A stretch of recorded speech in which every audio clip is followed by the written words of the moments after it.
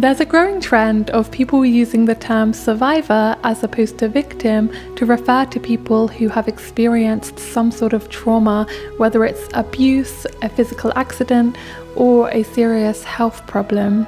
This shift came about because people wanted a term that was more empowering than victim, which has traditionally had pretty negative connotations of a person being passive, weak, and irreparably damaged. Survivor suggests a person overcame a traumatic event and went on to not only survive, but thrive post-recovery. As a victim of sexual assault, what I'm just going to refer to as SA for the sake of this video, I'm going to talk about why I hate being called a survivor and why I think the survivor narrative can have such negative impacts for all victims.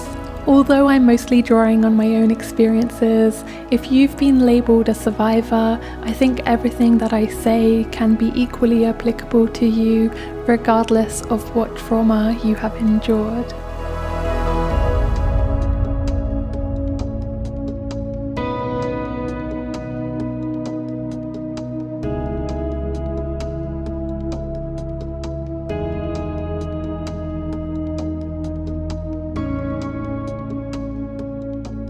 As I mentioned, the term survivor is usually used to convey overcoming adversity, that a person moved on to not only survive, but to thrive.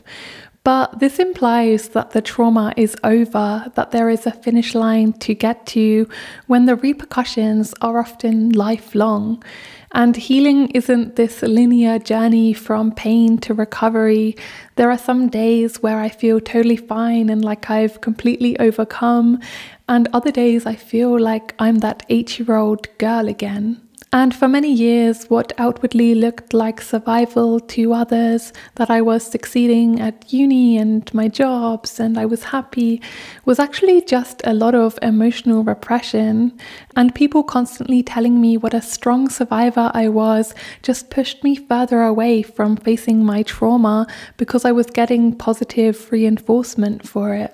I felt so much pressure to maintain this image of strength because I didn't want to be labelled a victim, when really all I needed was to break down and be taken care of for a while. Now, I don't want to diminish the gravity of what happened to me by pretending I'm on some kind of triumphant upward journey.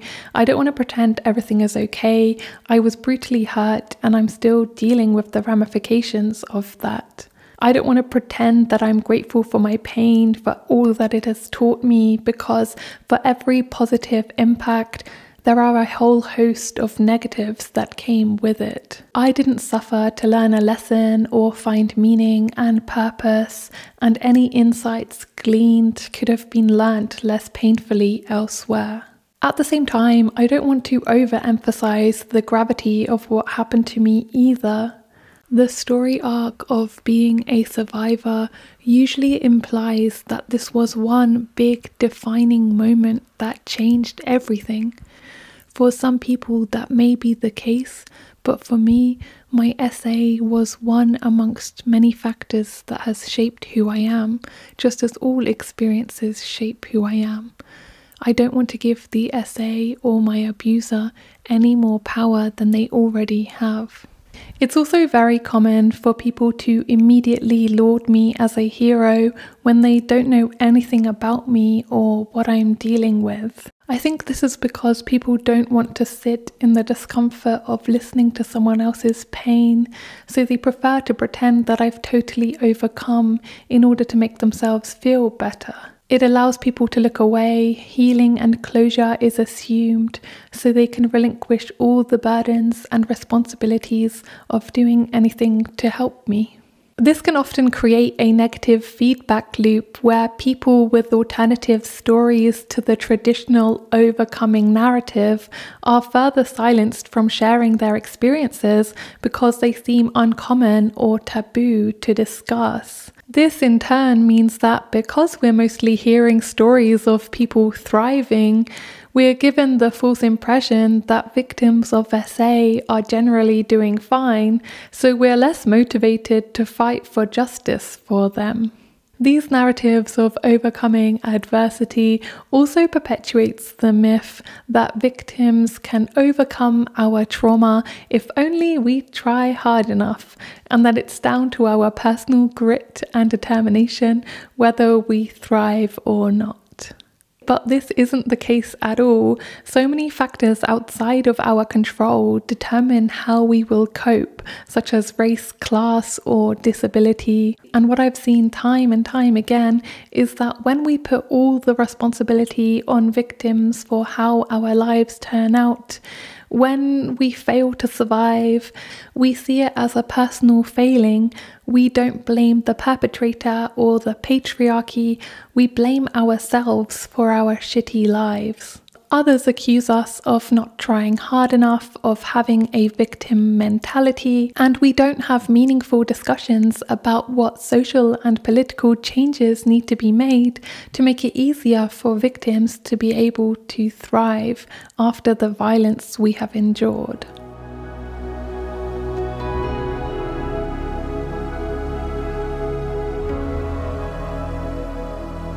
The survivor narrative also puts pressure on victims to use our experiences to affect positive change. It's not enough for us to simply cope with our trauma. We have to name our abusers on social media to protect other victims, go to the police to get the abuser locked up. We have to tell our Metoo stories to raise awareness and demonstrate that personal resilience is possible. In other words, all the onus is on victims to hold abusers accountable and prevent SA. If we don't do these things, we are made to feel that we are enabling our abusers to do more harm. I've shared before on this channel how a woman I knew came to me after my abuser was locked up and said, you know, you could have saved so many more children if you'd spoken up sooner. This kind of pressure and shame and guilt I felt and still feel for the victims that could have come after me is in many ways a lot harder to deal with than the abuse itself. But this is deeply unfair because the burden of dealing with systemic patriarchal violence shouldn't be placed on the shoulders of victims, especially since the stats show that victims coming forward and sharing our stories is not actually leading to a decrease in the rate of sexual violence. Since 2016, the Metoo movement saw a mass increase of survivor stories being shared in the US, but rates of SA have also increased over the same time period. According to national crime statistics published in 2019, the percentage of US residents aged 12 or older who were victims of SA doubled from 2015 to 2018. The rate of not reported violent victimizations to the police also increased, so the sharing of survivor stories has not coincided with a decrease in SA rates. The expectation for victims to share our stories also gives the false impression that we have a cultural context that is receptive to these stories, when this isn't actually the case at all. Many victims don't have the capacity or freedom to speak out about their experiences. If you're a migrant or refugee victim, for example, you may risk deportation or incarceration.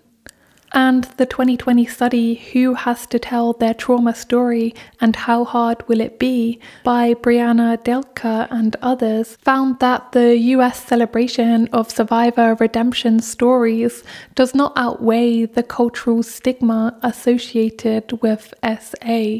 So in other words, despite this push to get all of us to be these strong survivors that proudly share our stories, we're still just as likely to receive shaming, disbelief, victim blaming, and social devaluation, even if we're a survivor that has seemingly transcended our trauma. It's also interesting to me that victims are expected to use our experiences to affect positive change, because just because we experienced SA doesn't mean that we all immediately become passionate about the issue to the extent that we all want to become survivor advocates.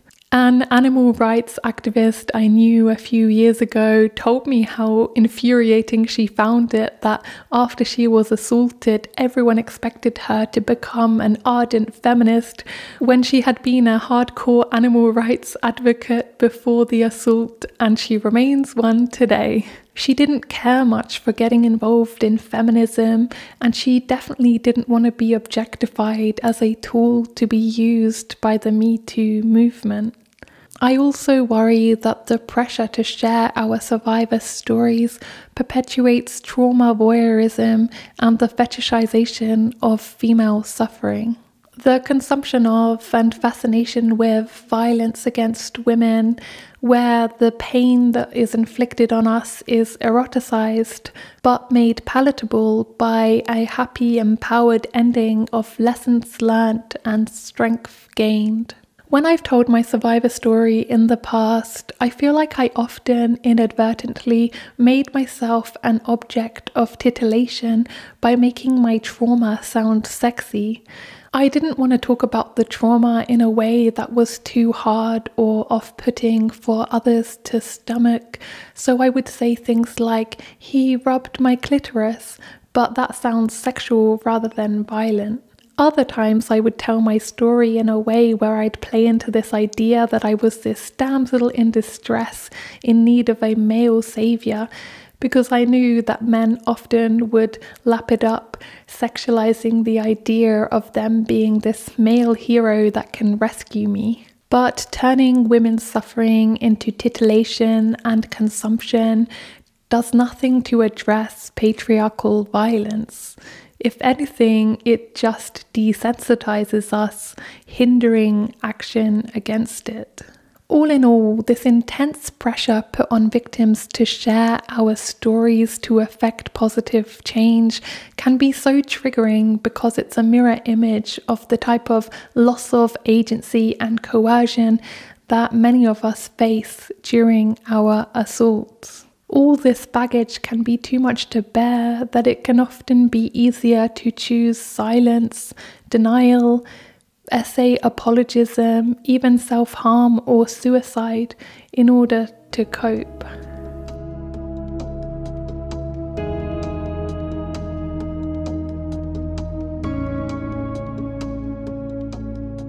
Another issue I have with the survivor label is that we're always given such a prescribed, homogenized idea of who gets to be considered a survivor. If you were raped by a stranger in a park, you get to qualify as a survivor. But if you were just harassed or just inappropriately touched, you don't get to be a survivor. It doesn't qualify. It's not bad enough. But pain shouldn't have to reach a certain level before it qualifies for mention. There is no hierarchy of suffering. There is no scale. It doesn't matter whose pain outweighs the other. Survivorship is usually also equated with whether or not we reported what happened to us and went through the criminal justice system. I had one therapist who said to me, "You were a victim before you went to the police, but after your abuser was locked up, you became a survivor." But equating survivorship with the criminal justice system is deeply problematic. I talked about this more in my video about my experience with reporting my SA, so I won't go too much into this here. But essentially, the prison system is corrupt, racist, re-traumatizing, punishment is not justice, and it usually only works for those of us with privilege. We are also often given an image of what a survivor is supposed to look like. Usually a conventionally attractive, white, cis, able-bodied, affluent and educated woman who has effectively managed to reintegrate into society and become a good capitalist cog in the machine. If you don't fit that image, if you are a black or male victim, or if your survival mechanism is drugs or overeating, then you don't get to occupy the status of survivor. All of these arbitrary ideas over who gets to qualify as a survivor can create unhealthy competition and comparison between victims. I would go to survivor groups and I would secretly feel better about myself because other people would be drug addicts or alcoholics, and I felt like I was a better survivor. And some people would feel guilty or like failures because others who had experienced something similar were surviving better than them. The reality is there is no one way to cope with trauma, and everyone's responses are different and valid. And pitting victims of abuse against each other is really troubling because we need solidarity, not competition between victims. And finally, the more we perpetuate socially constructed ideas over who gets to be a survivor, the more we silence, isolate, and shame victims who don't fit into this narrow image. And through that, we fail to address the violence experienced by stigmatized and marginalized victims.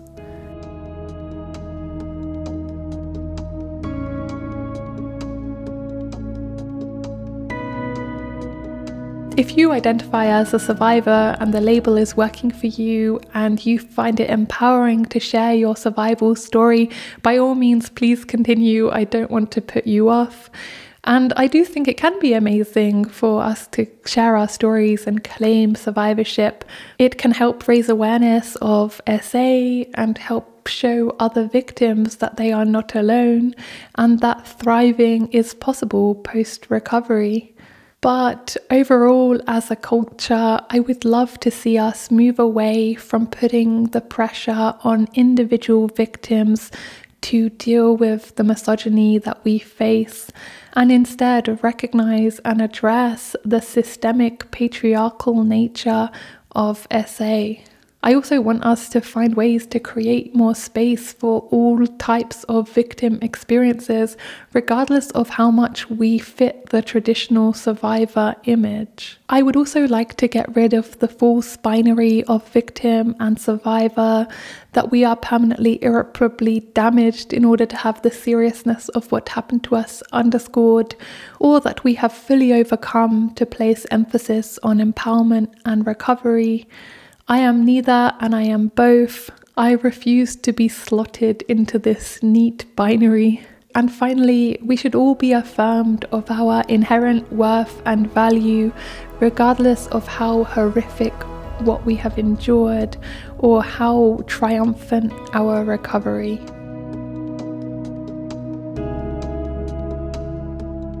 Thank you so much for taking the time to listen to me. If you would like to support what I do, you can leave a one-time donation via Ko-fi or PayPal, or become a monthly patron for $1 or $2 or more per month. I really appreciate all of my patrons for helping me to make these videos. And I would love to hear all of your thoughts about survivorship versus victimhood and what label you claim and what your problems are with either label and the nuances, and any other thoughts you have about anything that I have raised. If you join the Patreon community, every 2 weeks we have a phone call with patrons on our Discord server where we discuss different topics such as giving up on dreams, death, earth grief, loneliness, and whatever people want to talk about. It's open to any and all suggestions. So yeah, you can come and join us there. Anyway, thanks for watching. Bye!